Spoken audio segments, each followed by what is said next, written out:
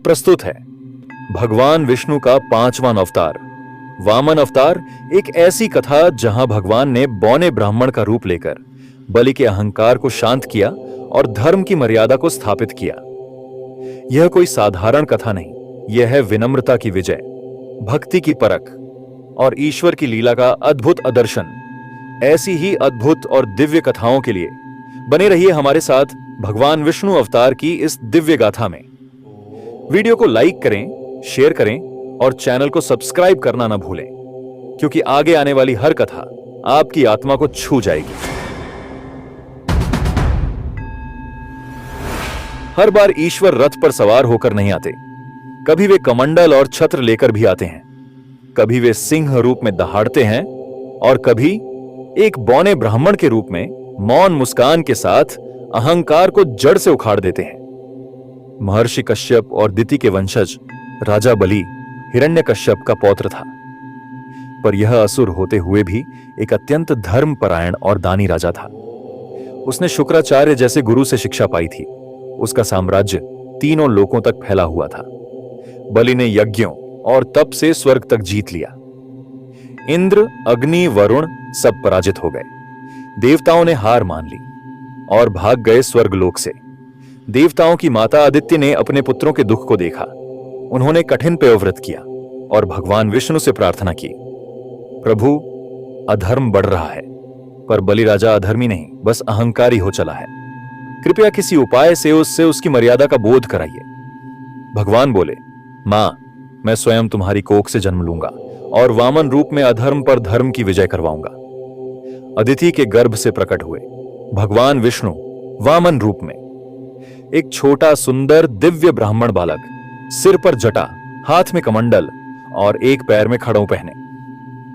जिस रूप को देखकर देवता भी आश्चर्यचकित रह गए।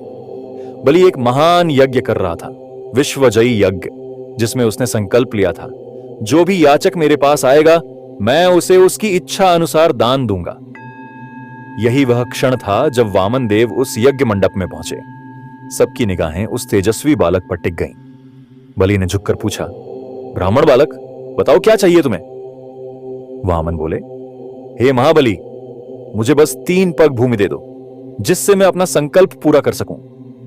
बलि हंस पड़ा, तुमने तो कुछ भी नहीं मांगा, 3 पग, ये तो कुछ भी नहीं। गुरु शुक्राचार्य ने चेताया, राजा, ये साधारण बालक नहीं, ये स्वयं विष्णु हैं, तुम्हारी परीक्षा लेने आए हैं। पर बलि मुस्कुराया, तो फिर और अच्छा, यदि विष्णु स्वयं याचक बनकर आए हैं तो मैं धन्य हूं। मैं वचन देता हूं 3 पग भूमि। बलि के वचन देते ही वामन देव का रूप बदलने लगा। वह छोटा बालक अब विराट रूप में बदल गया। उनके केश आकाश छूने लगे, आंखें सूर्य और चंद्रमा जैसी चमक उठी और पैर तीनों लोकों को नापने को तैयार। पहला पग धरती और सारे द्वीप नाप लिए, दूसरा पग आकाश, स्वर्ग और सारे देवलोक नाप लिया। अब वामन बोले, राजा बलि, अब बताओ तीसरा पग कहां रखूं? बलि ने मुस्कुराते हुए उत्तर दिया, प्रभु, अब तीसरा पग मेरे सिर पर रख दीजिए। यही मेरा गर्व था, अब इसे भी आपके चरणों में अर्पित करता हूं। भगवान ने अपना तीसरा पग बलि के सिर पर रख दिया और उसी क्षण बलि पाताल लोक को प्राप्त हुआ। भगवान ने बलि से कहा, राजा बलि, तुमने जो दान दिया है वह केवल भूमि नहीं था, वह तुम्हारा अहंकार था, और इसीलिए मैं तुम्हें पाताल लोक का अधिपति बनाता हूं और वचन देता हूं, वर्ष में एक दिन मैं स्वयं तुम्हारे महल में द्वारपाल बनकर खड़ा रहूंगा।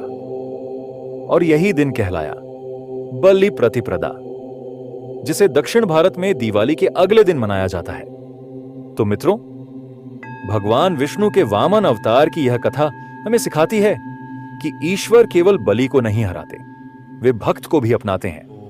वह बलि राजा जिसे स्वर्ग से नीचे गिरा दिया गया, उसके साथ भगवान स्वयं पाताल में रहने का वचन देते हैं, क्योंकि जो अपनी अहंकार का बलिदान करता है वही सच्चा भक्त होता है। अगली कड़ी में हम जानेंगे परशुराम जी की कथा, जो स्वयं विष्णु का क्रोध रूप थे और जिन्होंने धरती को 21 बार क्षत्रियों से मुक्त किया। बने रहिए हमारे साथ इस दिव्य सनातन यात्रा में।